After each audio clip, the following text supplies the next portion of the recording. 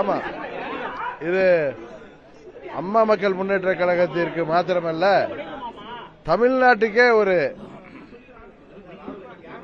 நல்லதொரு ஆட்சிக்கான தொடக்கத்தை நோக்கி அதில் நாங்களும் பங்கு பெறுவதற்காக மக்கள் விரும்புகிற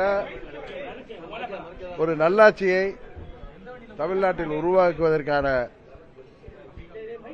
முயற்சிக்கு நாங்களும் உறுதுணையாக இருப்பதற்காக எங்கள் ஆதரவை தெரிவிப்பதற்காக இப்பொழுது நாங்கள் புறப்பட்டு செல்கிறோம்.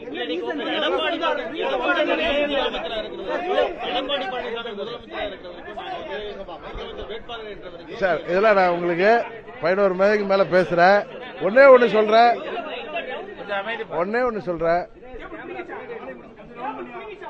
விட்டு கொடுத்து போவர்கள் இன்றைக்கு கெட்டு போவதில்லை.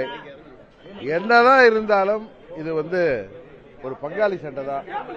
எங்களுக்குள் உள்ள சண்டையை நாங்க இன்னா செய்தாரை ஒருத்தல் அவர் நானே நன்னயம் செய்து விடல்னு சொல்லி ஏற்கனவே பொதுக்குழுவிலே நான் சொன்னேன். அதனால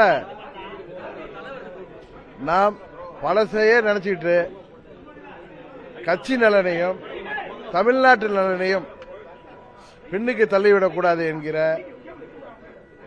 ஒரு பொது நோக்கத்தோடு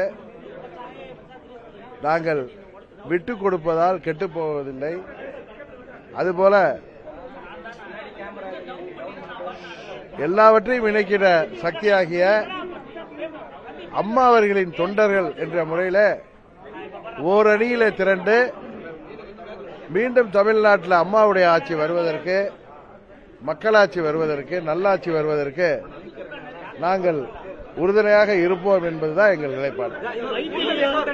மறுபடியும் நான் முடிச்சிட்டு